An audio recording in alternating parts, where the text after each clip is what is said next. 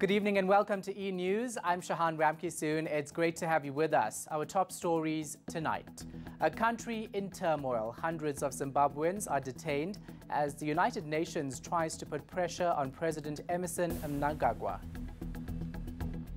Calls for government to make South Africa's railway system safer as 2 people are buried after a train crash. The crisis in neighboring Zimbabwe is deepening. Public workers in that country are now rejecting a second offer to increase their salaries, instead insisting they be paid in dollars.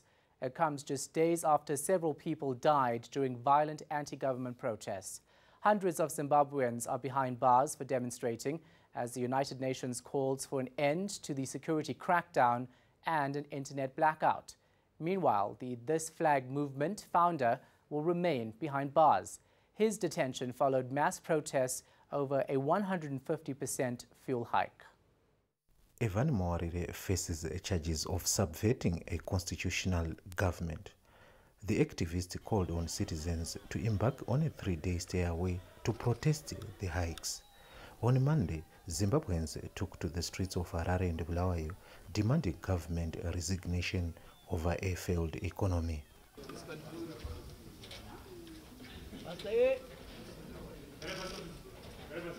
Can a magistrate refuse to hear a bail application? Under what law? They can't.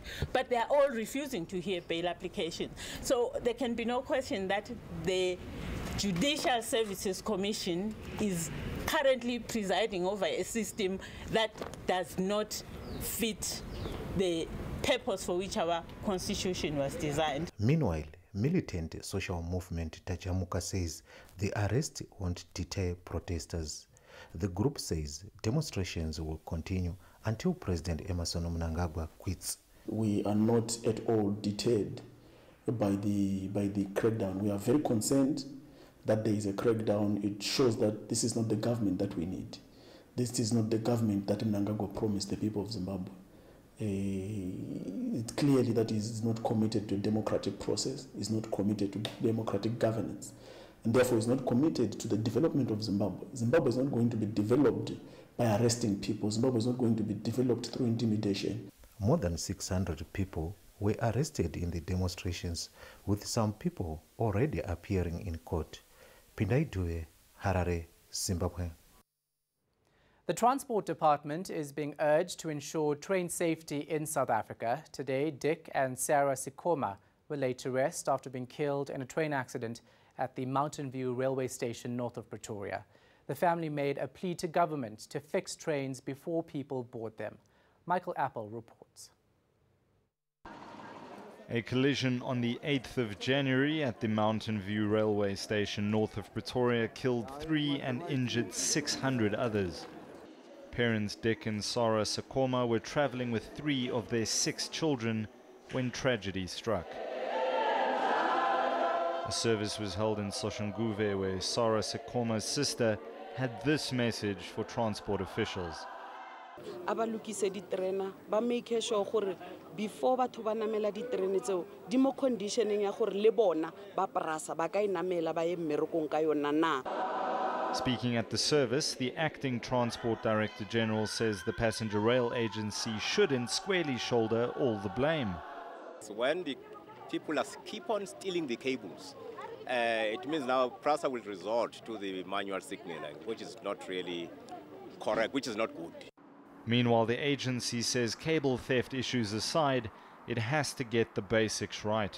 How do we reinstate the culture of safety within all structures of CASA, from myself as a group CEO to the train drivers, the train control officers, so that at least we are able to make sure that there are no human errors that are allowed in the system in whatever form. Days after the collision, the railway's safety regulator said a breakdown in communication between a control officer and a driver led to the crash. The incident took place along a stretch of rail operating under manual authorization since November last year. Michael Apple, Pretoria. Gauteng authorities are urging communities to protect public property, especially schools. Earlier this week, tablets, laptops, desktop computers and projectors were stolen from the newly opened Menzi Primary School in Tsakane. Now, some of the items have since been recovered and several suspects have been arrested. Theft and vandalism in schools across the country is rife.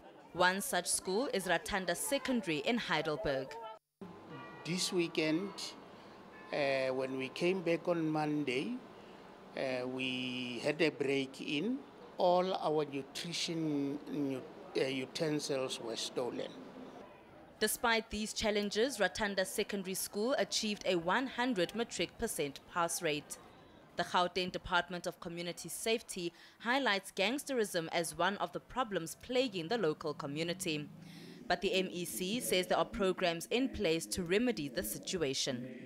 In the past few years, we have focused on making sure that we deal with boys and sometimes girls who are involved in gangsterism, and we take them to camps and also take them to visits to prisons in order for them to experience the prison lives, which will be the end results if some of them continue to be delinquent and be problematic in their own schools. One of the solutions going forward is for communities to lead the way in protecting schools in the area. Heidelberg.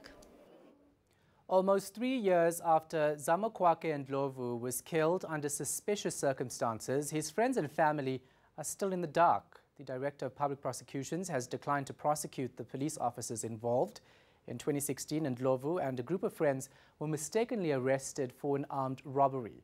Tathia is following this story. Unemployed and far away from job opportunities, Sabelo Ngema spends his time praying for justice. In 2016, he moved to KwaMashu to pursue a job opportunity. That same year, his life changed forever. He and a group of friends were mistakenly arrested for an armed robbery. Police allegedly set their dogs on them. His friend, Zamokwake Ndlovu, was shot dead while they were detained in KwaMashu. Ngema had been handcuffed to his friend when the fatal shot rang out from behind them.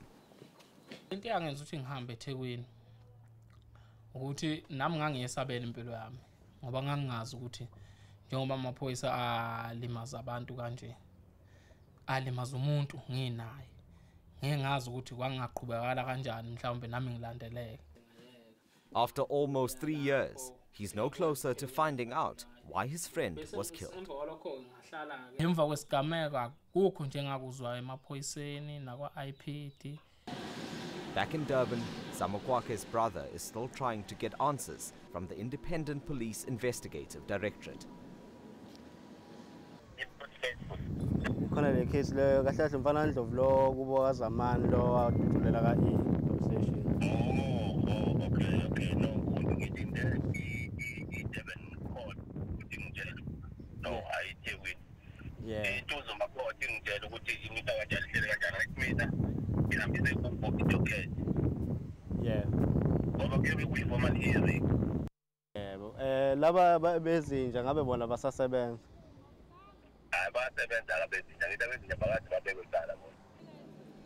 This is not what Ndlovu wants to hear. Ngifisa ukuthi uyiphoyisa leli ligcine liboshiwe noma ligcine lixoshiwe emsebenzini liphelele umsebenzi. The official response from the IPID is that the Director of Public Prosecutions declined to prosecute. The DPP instead suggested the case be treated as an inquest. The SAPS says the actions of the officer involved in the shooting were not deemed to be criminal. All Ngema has now are the painful scars of March 2nd, 2016, and the memories of his deceased friend. Tathia, Eshowe in KwaZulu-Natal. Coming up on eNews, we'll tell you about Laura Morrison's mission in a Morris minor from Scotland to South Africa.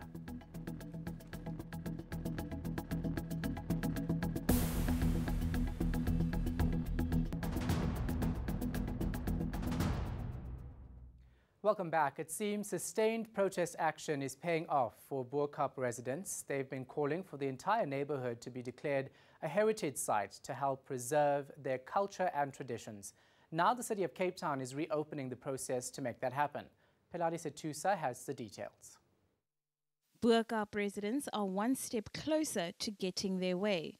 Public participation has opened to secure what's termed heritage overlay protection. An overlay consists of guidelines for future development and alterations of any building or land use rights within the area that it protects. Things like construction materials and heights of buildings will be standardized to maintain the area's look and feel. But sites already under development won't be affected, like the luxury apartments which sparked protests last year. They've already obtained the rights. As I've explained, the overlay won't take any rights away. It will just guide the future exercising of that overlay. While this process unfolds, heritage status is also being pursued at a national level. As we speak now, in accordance with the National Heritage Resources Act, the South African Heritage Resource Agency is processing that application to ensure that the Buurkaap is declared a national heritage site. Residents have a month to submit their comments. The City Council will be making a final decision by the end of March. Peladi Setusa, Cape Town. Have you ever thought of driving from Scotland to South Africa? Well, that's exactly what Laura Morrison did. She drove her classic Morris Minor at a speed of 85 kilometers per hour. This was Laura Morrison's seat for more than 26,000 kilometers. She left Aberdeen in Scotland on the 1st of June last year and finally last weekend arrived in Cape Town. The 1958 Morris Minor she travelled in belonged to her dad. It was named Charlie after her grandfather, who had a similar vehicle in Aberdeen. It was her dad's dream to drive from Scotland to Africa, but he died of cancer before he could attempt it. Laura Morrison drove through the Sahara and Namib deserts without aircon. And despite the sweltering heat, she loved the trip. I love this continent. This journey really was about people, and the people in this continent are amazing. I had so many people help along the way. You know, there was trouble along the way. I got broke down. I was on the side of the road for quite a bit, and there was always somebody there to help me, to smile, to laugh with me about it. Her journey took her through 16 countries. This was no doubt challenging. Traveling into Addis, the capital of Ethiopia, we had to get towed 8 times by 8 different vehicles. So that was a pretty challenging day, but I just always knew that I had to make a plan and I had to get here. Charlie arrived in Cape Town last week. That was quite an emotional day, you know, like this has been a journey for 7.5 months. So to finally drive into Cape Town was pretty awesome. But it did take a couple of days to kind of sink in, and now I'm just like, wow, I've done it. Her adventure with Charlie wasn't just for fun. Morrison raised more than 300,000 rand for cancer research. Nadine Theron, Cape Town. International news now. Madagascar's newly elected president, Andry Rajoelina, has pledged to fight corruption and grow the economy. He was speaking during his inauguration speech earlier. The former club DJ turned politician regained power after winning a second round of vote last month. It's the first time in the history of the crisis-prone island that the president's inauguration has taken place in the presence of his electoral rivals and previous heads of state. Rajoelina initially led Madagascar from 2009 to 2014 following an army-led coup. And rescuers in southern Spain have started drilling tunnels in an effort to reach a 2-year-old boy trapped in a well. The toddler fell into the borehole 6 days ago when his family walked through a private estate in Totolan. The hole is just 25 centimeters wide and 100 meters deep. Rescuers have been unable to find signs of life, but they're refusing to give up. The story has gripped the nation, and residents have been holding vigils for the family and rescuers. After the break, your weather details, and then Michelle Obama turns 55, and naturally, her birthday wishes came from the world's most famous.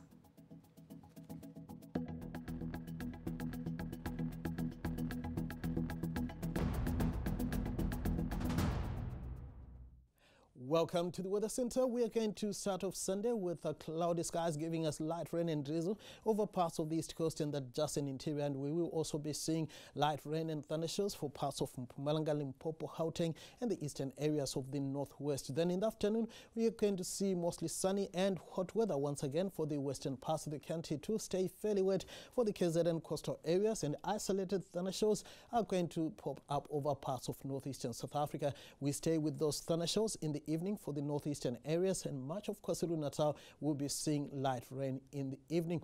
Now we are going to stay with a sunny and sizzling hot weather on Sunday for much of the Northern Cape. Appington warming to around 37 degrees, a high of 33 is forecast for Kimberley. A mostly sunny and warm to hot day is forecast for the Western Cape. Cape Town warming to around 29 degrees. We are expecting similar weather for the western and northern areas of the Eastern Cape. However, it will be partly cloudy for the eastern sections with light rain for the coastal areas. It's going to be mostly cloudy with light rain and drizzle for much of KwaZulu-Natal, and top temperatures here are going to lie mostly in the lower to mid-20s. We are also going to see a bit of rain for parts of eastern Mpumalanga. It will be partly cloudy and dry for the Highveld, where mild to warm afternoon temperatures are expected.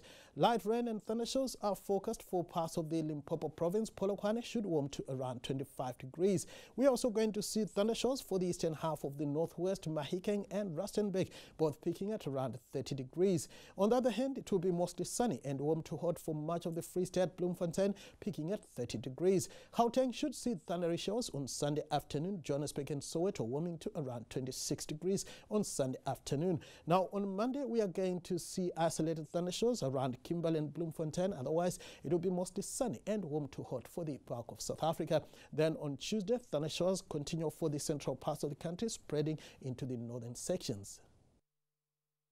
And on a lighter note, former U.S. President Barack Obama scored some brownie points with his wife this week. Our reporter Lindy Resitole tells us how Michelle Obama celebrated her birthday.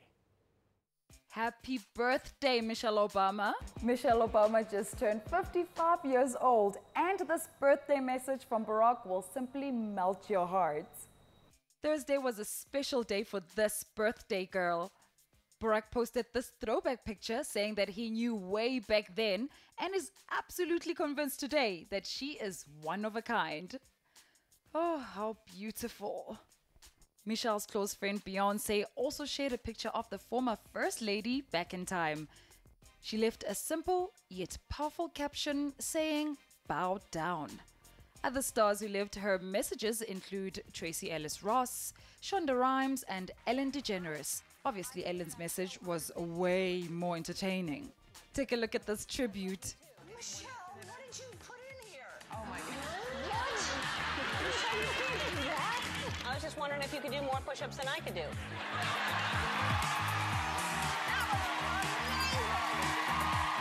Besides your family, who would you like to go on a road trip with?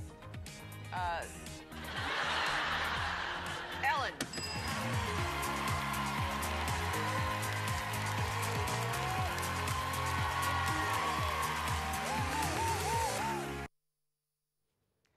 Here's a reminder of our top stories before we go. A country in turmoil, hundreds of Zimbabweans are detained as the United Nations tries to put pressure on President Emmerson Mnangagwa.